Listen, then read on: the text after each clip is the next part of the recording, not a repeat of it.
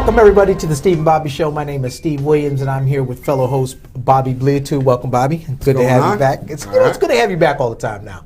Yeah, I like that. I was doing this all by myself. I didn't like it. Everyone loved you. You loved him. Like you loved him. It was great. We feed off each other good. So in this section, there's all kind of stuff going on, and of course, this just the mood of our modern day politics in the Trump era. Okay, so every day is something new and something crazy. But I kind of want to talk about being a veteran myself. I kind of want to get on this Captain Crosser and USS Roosevelt captain and this situation, just to wait everything ironed out in this. And it's just this.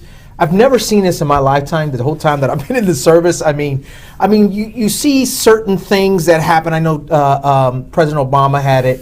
Him and Flynn got into. I don't know if you remember that prior to him being in the Trump administration, they didn't get along well, and there were some minor things that happened, but nothing at this level of what I'm seeing. Just and I think a lot of this has to do with the incompetency and some of these departments. I think 62% of Donald Trump's cabinets are not filled. Mm-hmm. So he basically has a bunch of acting individuals, and I think that's done on purpose. At first, I was thinking he just couldn't get anybody over the threshold of background checks, but it seems as though it's a lot more serious than that.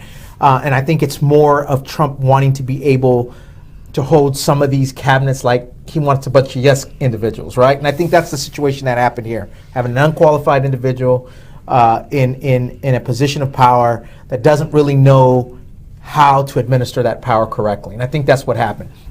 So let me tell you guys what we're talking about. We're talking about the United States naval vessel, the USS Roosevelt. This is a strategic aircraft carrier. It's very vital to U.S. security all across the Pacific. I've actually was on that prior in the early 1990s. I was on that ship, and that ship in particular is it's one of the newest of the aircraft carriers. Actually, we have a newer one. I think it's the U.S. Ronald Reagan or something. That we have a brand new one that just recently came on. But prior to that, this ship was the newest ship. So my point of that is, and bringing that up is because to be a U.S. naval captain on the USS Roosevelt aircraft carrier or anything, not only do you have to know what you're doing, you have to be a very effective leader. Right? Those you just have to be, because they don't pick these people out of thin air. They don't come out of, to be selected as a captain of any naval vessel is a big deal. But to be an aircraft naval captain is a huge deal. These are equivalent to full bird colonels, like if he was in the Army or Marine Corps or any Air Force, you would be a full bird colonel. That's what an admiral or what a captain is. A lot of great respect for those folks. They have to be proven individuals, very intelligent, very smart, understand a lot of different things, and have the most loyalty towards this country and the people that serve alongside them and the people that they are leading. Right? I mean, we respect them with everything. Right? Yeah. And this is to me, when this happened, it was a sad day. It was. It's things that you don't hear about except for in movies. In all honest truth, this is a movie in which someone is doing something and doing the right thing, and going to be punished for it or not getting the help and assistance that they need, and to try to find every single avenue. I mean, it literally is like a storybook movie. It is. You would believe that it's fiction, because just to know that there's a heart out there to allow this to happen, that what has transpired, and we'll go over it real quick here, but what has transpired is to me, it's an abomination in our history. It's terrible. And you got to, you have to remember, a captain of a U.S. naval vessel has thousands of sailors that are under his command, thousands of sailors that he is responsible for. And when you go on these things, these are called what he was on, I think in particular, was called a Westpac, which is Western Pacific. So they float out into the Pacific, and they go out on these 6-month tours all around the world. You have all these fleets that are doing that consistently. And he's probably in charge of Marines on there, because the USS Roosevelt does have a contingency bay area for Marines. So he could have 3 or 4 or 5 platoons of Marines on that as well. So not only is he in charge of U.S. naval pilots and sailors, he's in charge of Marines too, and combat infantry units and Navy SEAL teams that are probably all on this boat. Okay, it's a huge boat, 5,000 men on this boat. And why we're kind of leading all this up is because of the fact of how this individual was treated. Captain Brett Koser is a Naval Academy graduate. You know, we just talked about his accolades in that department. So I know he knows the system. He knows the political system of this. He knows the ramifications of everything that he does, whether he's sending an email out, whatever he's doing. And not only that, he has wives and adult children that are constantly probably wondering, hey, how my dad is doing. He's got to go through that as well, because these naval captains do have what's called direct contact to Naval Command. You can actually go on a computer and you can say, hey, I'm kind of worried about my son. One of our sons is sick, and I want his father to know. All that he's got to be in charge of, right? Not only the fact that he's got this nuclear, huge city that is on the ocean. So when a breakout of the coronavirus on his ship happened, he was extremely upset. And he went through a lot of different channels to try to get this fixed. And evidently within his ship, the numbers were starting to rise and people were starting to get infected, and he felt helpless. So what he did is he did what any other naval commander would do. My sailors come first. And if you guys are not going to fix this, I simply need to put this to someone who will. And what happened was he sent an email out. Well, let's look at the video and you'll understand what we're saying. We're going to get into video one. Check this out. The commander of a Navy aircraft carrier docked in Guam, giving a dire warning about dozens of servicemen aboard diagnosed with the coronavirus. According to a letter obtained by the San Francisco Chronicle, the captain of the USS Theodore Roosevelt telling Navy leaders the spread of the illness is ongoing and accelerating, and that removing all but 10% of the crew is a necessary risk in order to stop the spread of the virus. We are not at war. Sailors do not need to die. If we do not act now, we are failing to properly take care of our most trusted asset, our sailors.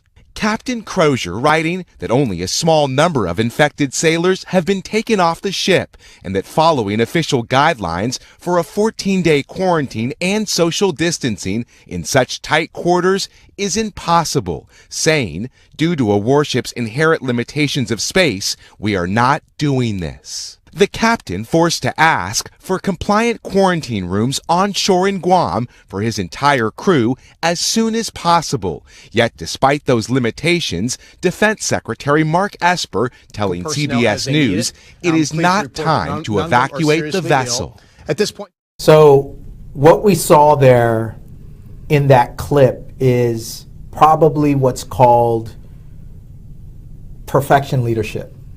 Okay, in the military they have what's called perfection leadership.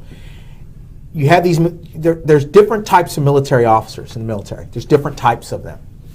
There's ones that we call badge busters, right? They're people that are only concerned about moving up into the ranks, right? There are those that are medium down the line guys. They'll do enough to what they need to do, you know what I mean, to get all the check marks. There's leaders like that, right? And they just skate around trying to get the 20 years in and move out. Then there's people like Captain Brett Koser, who's an admiral in the Navy, or he's a captain in the Navy, who thinks of his men first. And when you do that, the reflection of that from your men is going to reflect in the loyalty to how those men serve under you. Okay? In the Marine Corps, there's this thing called esprit de corps. And esprit de corps is, Marine Corps says, the life of your men surpass the life of the leader.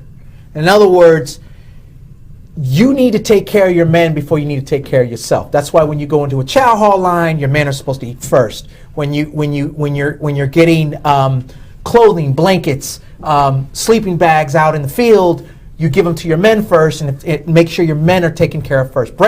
Captain Brett Koser, that's the kind of leader he is. Okay, he was a leader for his men, and the reflection of that shows in this next video that we're going to show right now. I don't know if you want to add something right now on that. What do you think people should do? Right? I mean, yeah. Your men are first.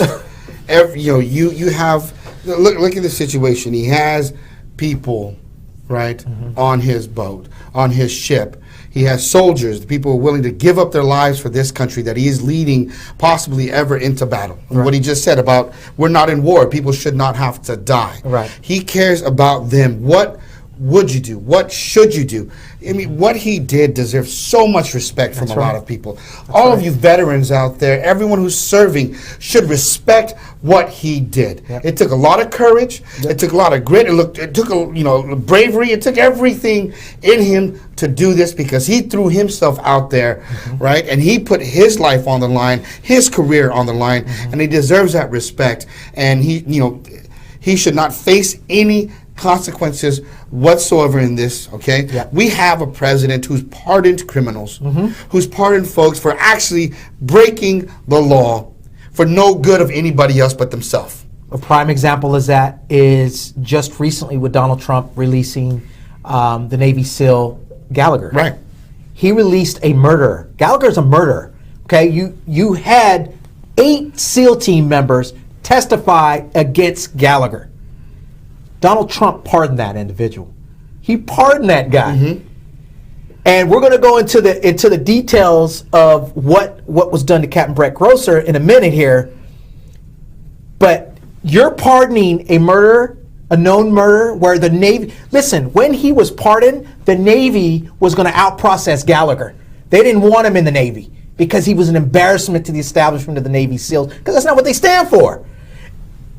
And then what are you gonna do to Brett Grosser? You're gonna fire him, because that's what they did. They basically fired him because it's a career-ending. When you get relieved of a ship, there is no way you're ever gonna excel in the Navy. You're done. Right. It's over for you. Okay, Brett Grosser, Captain Brett Grosser wrote those emails. Okay, and the reason why there's actually a litany of things that happened prior to that. He has continuously been trying to tell Naval Command about this, and they were not listening. So what he basically did was he CC'd the entire Naval Command, everybody within the Naval Command. So somewhere around that chain of command, someone leaked that information to the press. It wasn't Grosser that leaked it to the press. It was within that chain of command that leaked it to. But Brett Grosser was the one that got blamed for it. You understand? Brett Grosser got in trouble for helping his men because he believed. By the way, I think now we're at 270 sailors that were infected of the coronavirus ships. Those are our sailors. Those are our men and women in uniform that are on a naval vessel that is not at war. Do you know that the United States Navy has 11 aircraft carriers? 11 of them. There's plenty of aircraft carriers in the Pacific, in the 7th Fleet, and the 3rd Fleet out in San Diego, 7th Fleet out in Hawaii, that could have pulled up that slack for other sailors who are infected with a coronavirus that right now is out of control. We're going to talk about that in the next section. This is ridiculous. And what did they do? They fired him. And the result of that is when your men know that what he did, he put his career on the line. He put his career on the line for those men. And those and what happened is it leaked out because we're in a digital era now. We're in a digital era. Everything you do now, everybody's going to know. Look at the reaction of the USS Roosevelt men. You got to see this reaction, because it gives me goosebumps every time I see it, because I know what it takes for that many men to clap. Listen, leaders, a lot of leaders are not liked because they make you do stuff you don't want to do. And for when you see this video, understand that almost the entire, I think it's the entire fleet or the entire individuals on that naval vessel was seeing him off as he left. Take a look at this next video. Now that's how you still know one of the greatest captains you ever had.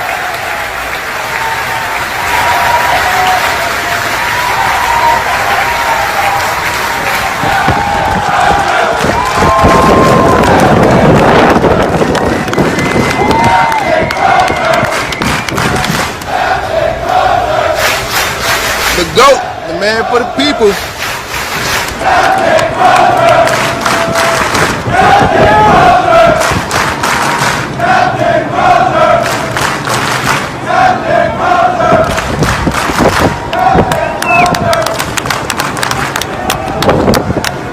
That right there is leadership.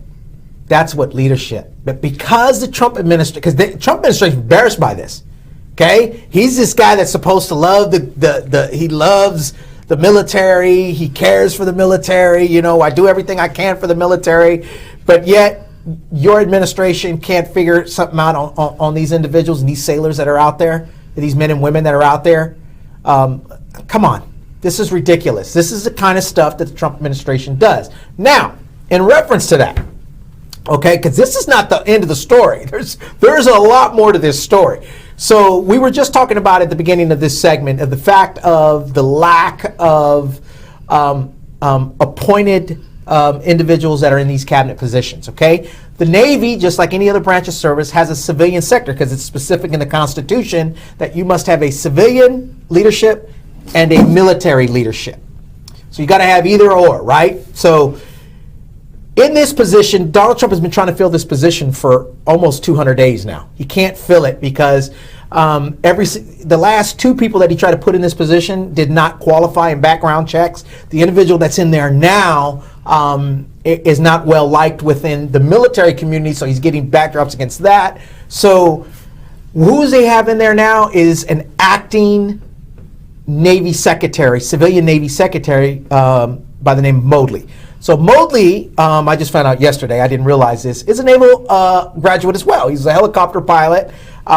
He had lieutenant, got out, went into the civilian sector and became a hedge fund guy or whatever he is. So he is a Navy guy as well, but I don't think he understands almost like the esprit de corps. I like to call it the esprit de corps. I'm sure the Navy calls it something else. Don't get me on this. But I know in the Marine Corps we call it the esprit de corps.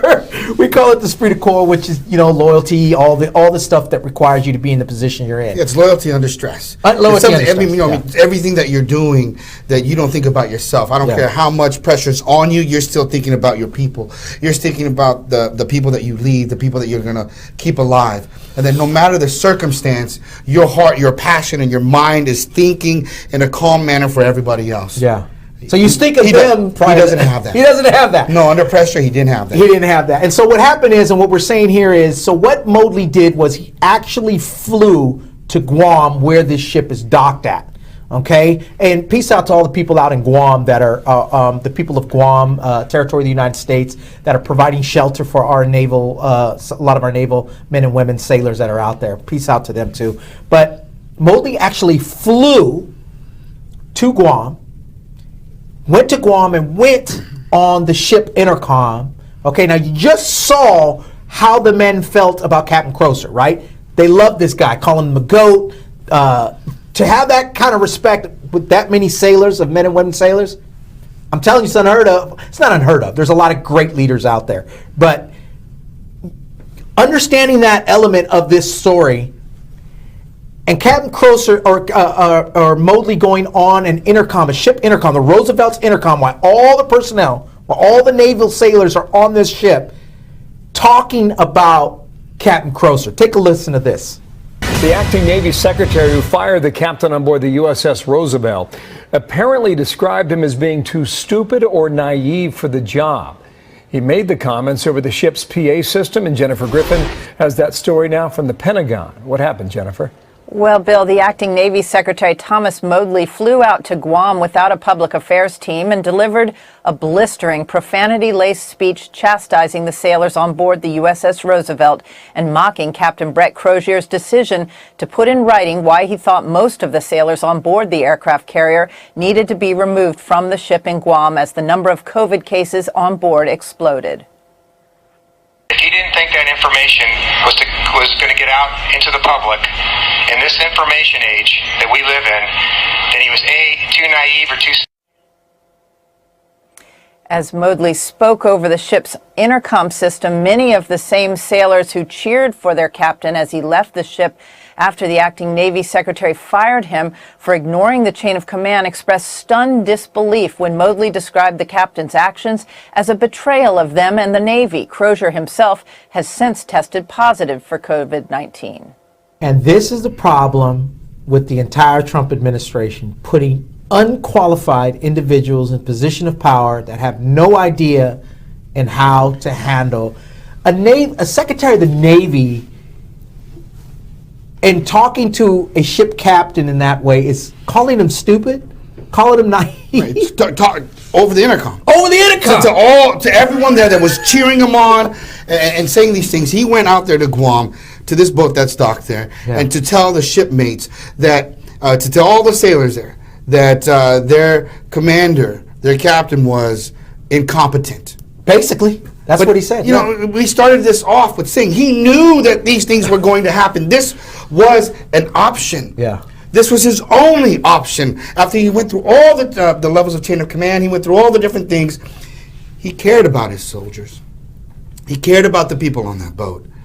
And he made the decision to do it this way, to let all the other Navy commanders know through this method that they are being wronged, that his soldiers are in danger, and that they will die, and die for nothing. And it needs to be taken care of. He went out on the line and went out on the limb and did it, and he suffered the consequences for it. And everyone should give him congratulations for sacrificing his life, his career, for the livelihood of his soldiers and his sailors.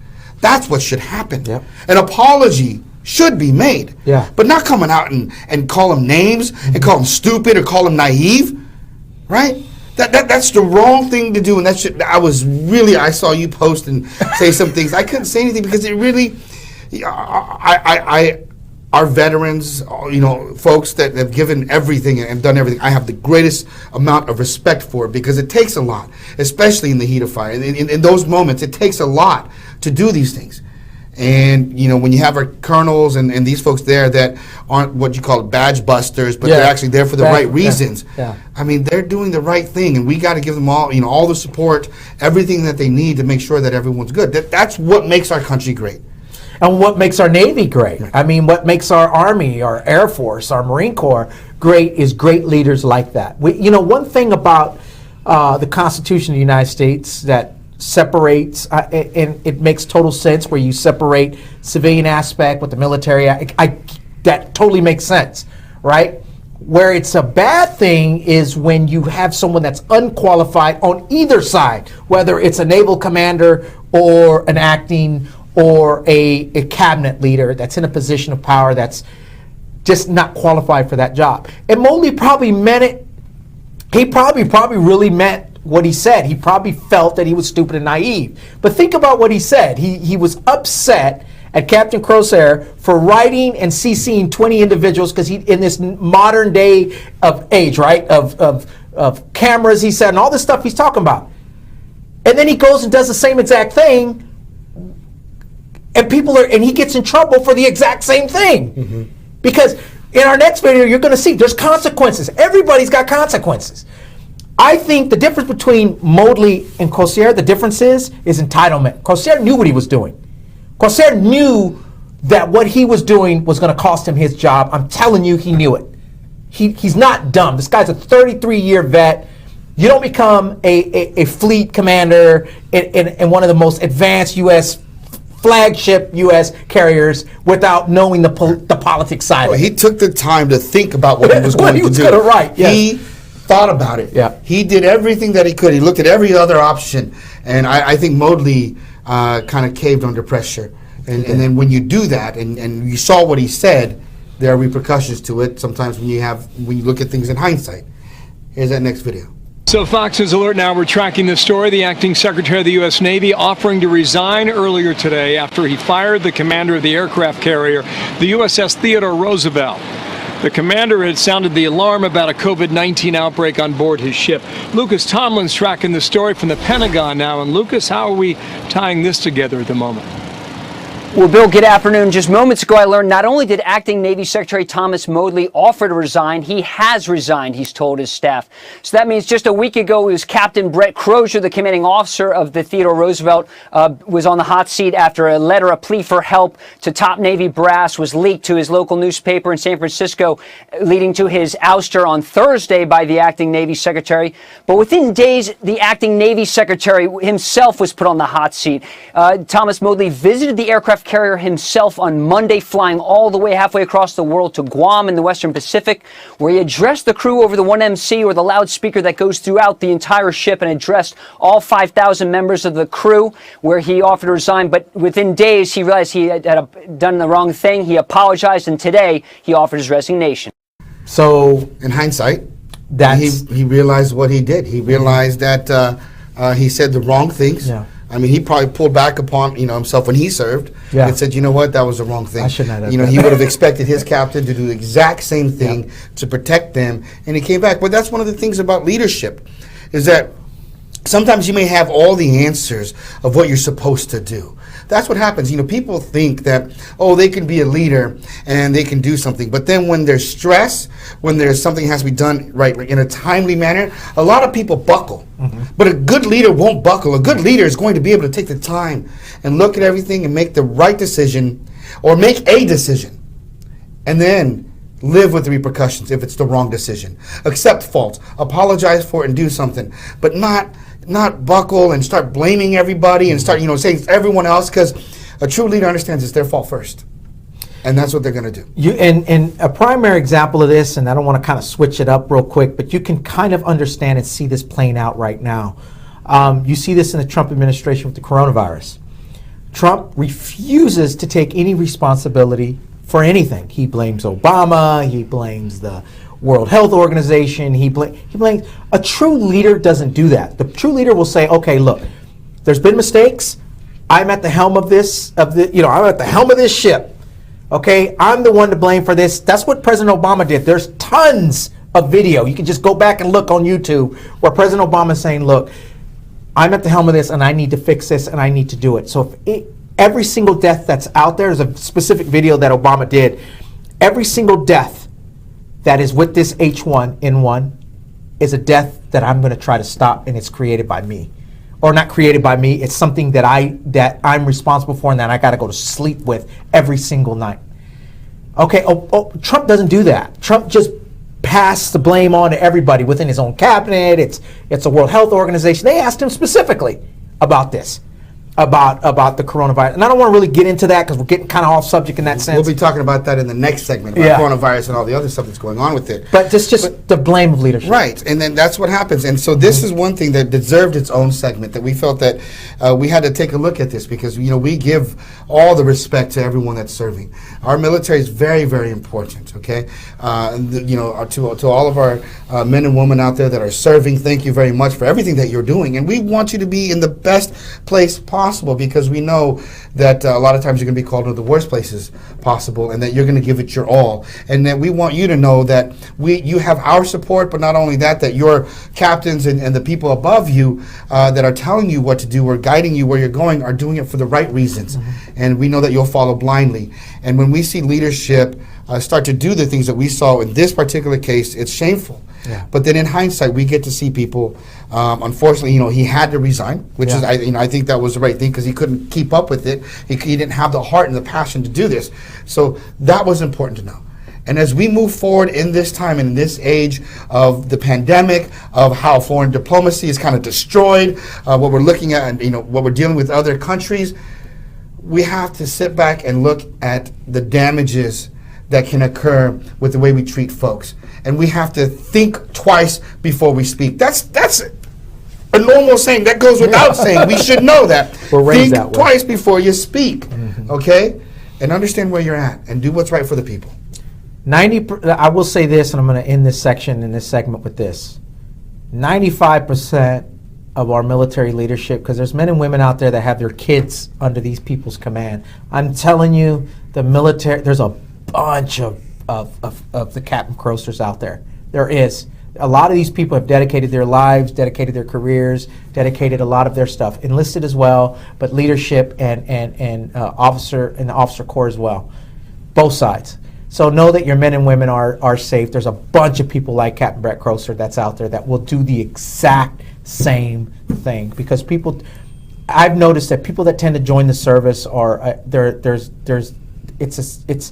it's a commitment that you give for the time that you're in. And anytime you're in, they constantly are training you that your men come first.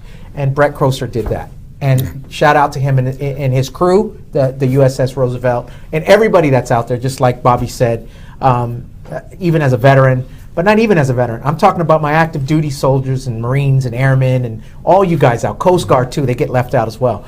All of you guys, love you guys. You guys keep doing what you're doing. Make sure that you guys tune into the next section. Do you want to add anything? No, we're good. We'll see you on the next round. See you on the next round.